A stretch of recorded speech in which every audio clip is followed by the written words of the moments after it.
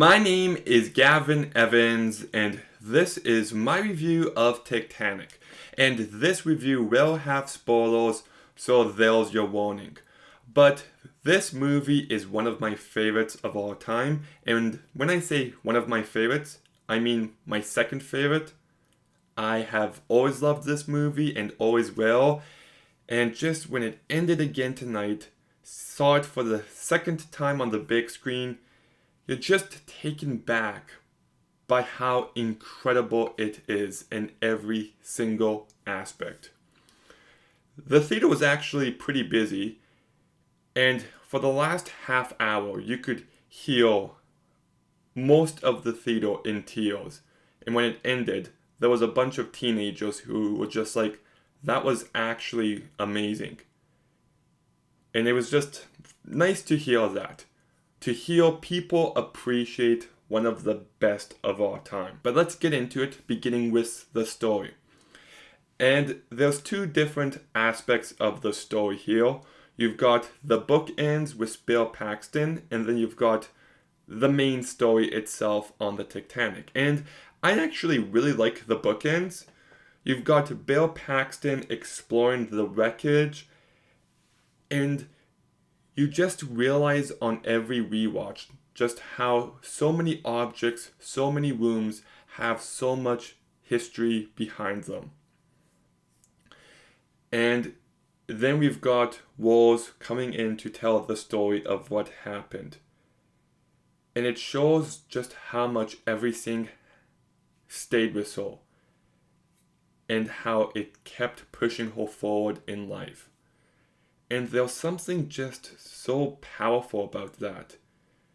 And I guess I'm getting ahead of myself, but when she dies at the very end and you see that she lived a full, meaningful life like she promised to Jack she would, and you've got that picture of her on the horse, and she dies and she gets reunited with Jack in heaven. It is just one of the most beautiful movie endings ever. And then you've got My Heart Will Go On. It's just perfection. So I love everything about the bookend, but the main story itself is why we watch this movie, and it's just so fantastic. You've got two opposites, a lower class Jack who lives a very spontaneous life, and Rose, an upper class girl who feels trapped. And these two characters fall in love, and you buy it just based on the chemistry and the writing, and it's legitimately moving. Like, if this movie ends with them arriving in America and that's it, great, wonderful love story. But then you've got the entire disaster of the second half of the movie, and it becomes a lot more thrilling, intense, but just heartbreaking. And just, you got the first half that sets up each and every character so perfectly in their relationships. So when everything goes wrong in the second half, it actually has weight behind it. Both halves enhance each other. And it's a great romance, it's a great story about class and love and how you want to live your life, and it explores death, and just, it does all of that to perfection. And the writing is just flawless, if you ask me. Just, for a movie of this length to be this entertaining and this accessible, that's not a small task, and this movie definitely succeeds in that. I love the cheesy lines of dialogue like, I'm king of the world and I'm flying Jack. It just works so perfectly. The whole debate on whether or not Jack would survive, well, it's never been about room, it's about buoyancy. And I know James Cameron just proved it was possible for Jack to live, but also there was just too many factors at play. It was freezing cold. Jack probably wasn't thinking clearly, and his priority was Rose, not himself. So that doesn't bother me at all. So I feel like you just got a very strong screenplay, and it explores so many themes. Like, the entire last half of this movie is just people facing the fact that they are going to die, and how people just act differently. You know, one of my favorite moments in this entire movie is when there's the small little band just playing music, and then there's a moment where they're like, well, thank you guys, and they're about to go their separate ways, but one guy's like, no, I'll keep playing, and the others come back.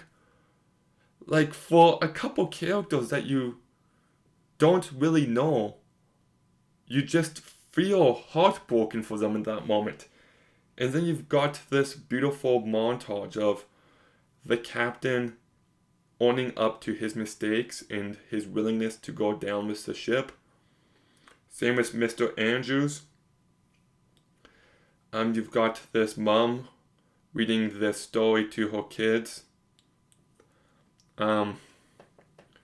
You've got this old couple in bed. It's just so heartbreaking to see people face their demise like this.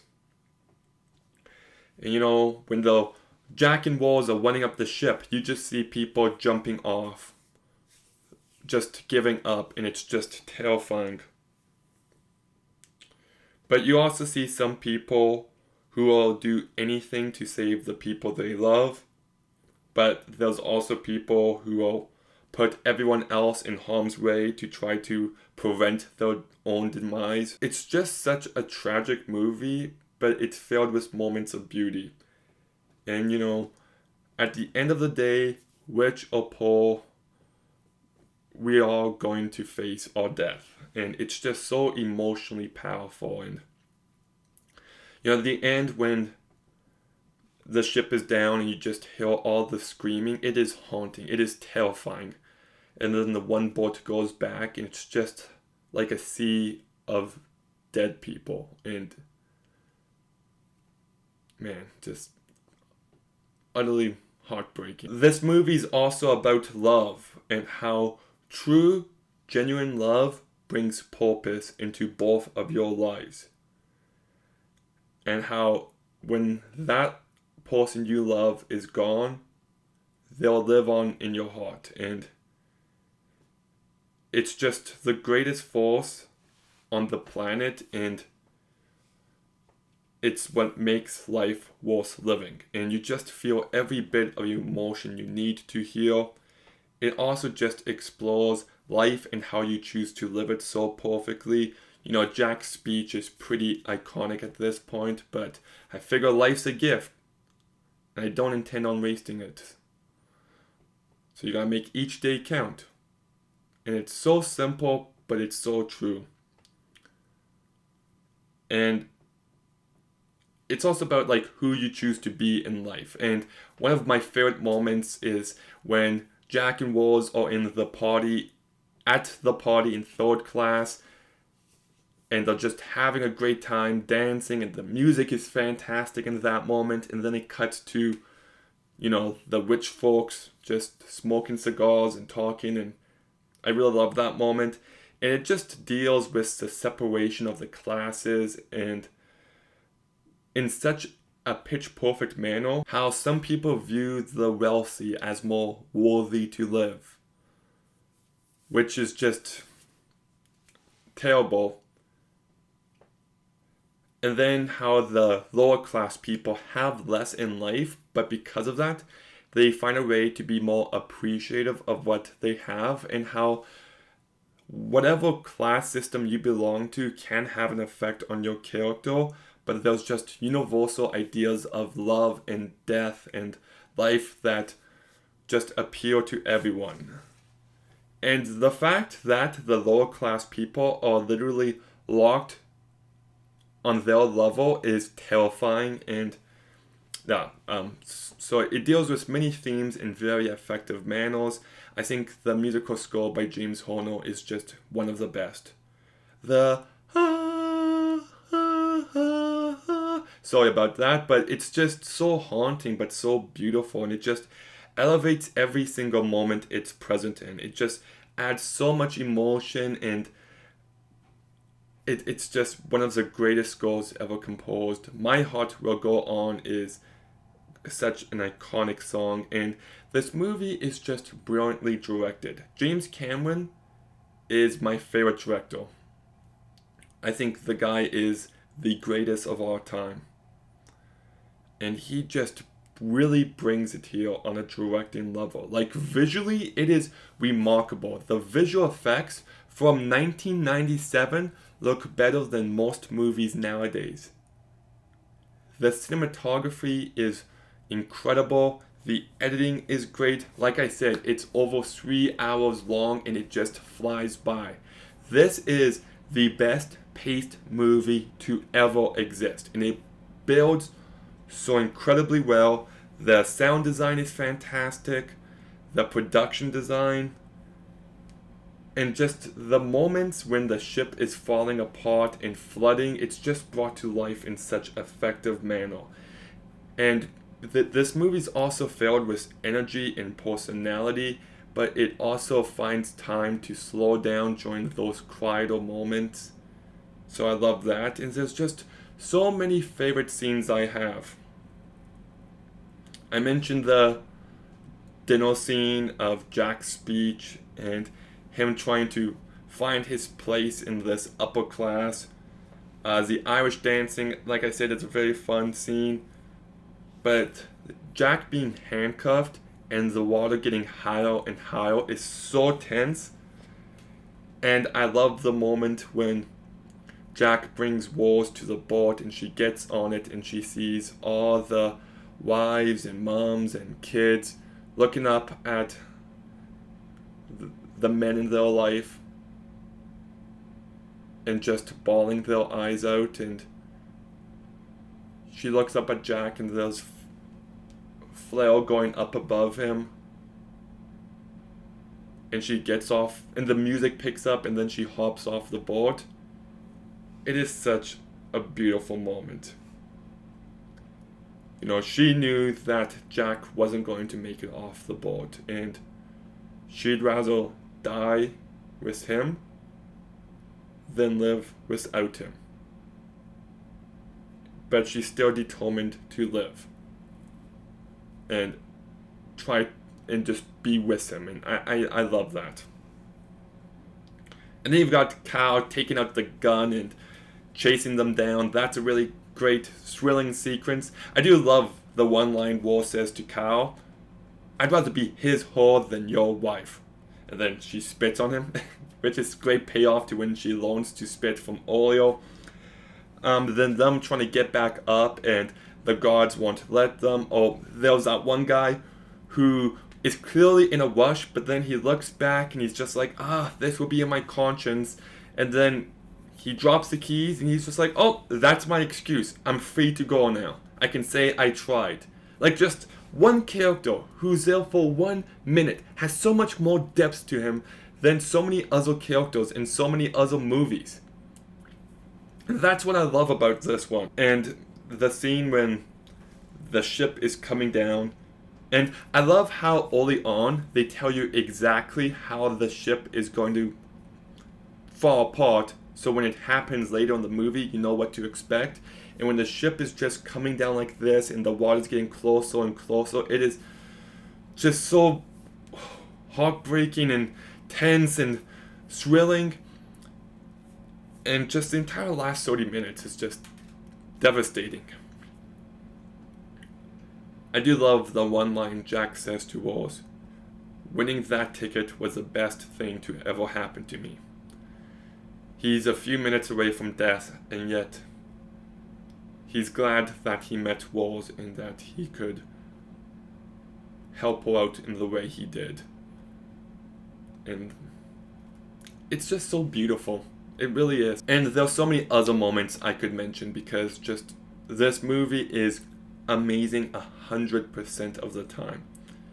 I did mention that I saw this movie on the re-release, so it was my second time to see it in theaters. The first time was like 2017, but the 3D was pretty unnoticeable for the most part, but the underwater scenes really stood out. So I liked that, and it's just great to see it with the best picture, the best sound. I love that. And let's talk about the cast. Leonardo DiCaprio is incredible here. He carries this movie so well. He has so much personality and life, and he's always sincere here. And he manages to be charming and likable, and great job. Kate Winslet has lots of personality and energy as well, but she also showcases that inner conflict inside her character so perfectly, and I think she's fantastic, and the two just have so much chemistry. You actually care for them and want them to end up together. And then you get to Billy Zane, and I love his performance. He's so despicable and you love to hate him, so there is a grounded element, but he's also so over the top and he just pulls it off flawlessly. You also got Kathy Bates, who's not in this movie a bunch, but she's super great and likable when she is. I love that line delivery of hers at the end on the boat, like, "What's the matter with all of you?" Really great stuff. Bill Paxton, he's really good. I thought Gloria Stewart was fantastic as well. You've got Victor Garbo as Mr. Andrews, and just in a few moments, he really stands out. And to be honest, I could probably go through the entire cast and just say everyone did a great job, because that's the truth. But I really think that Leonardo DiCaprio's performance is super underrated. I think he deserves a bit more credit for it. I think Kate Winslet is phenomenal here. Billy Zane's great. So really well done to all of those. It's just a perfect movie. I've watched it so many times in my life, and I will watch it so many more. Just everything you could possibly want from a movie is here. It is highly entertaining and accessible, but it also manages to be this grand romantic story while also having a disaster movie angle to it, and how both halves enhance each other, and how the romance side is so romantic and just filled with great character work, and then it gives weight to the second half, and just watching this ship fall apart is thrilling, intense, but then it just really nails every single emotional beat it needed to. I teared up for characters that I only saw for a few seconds.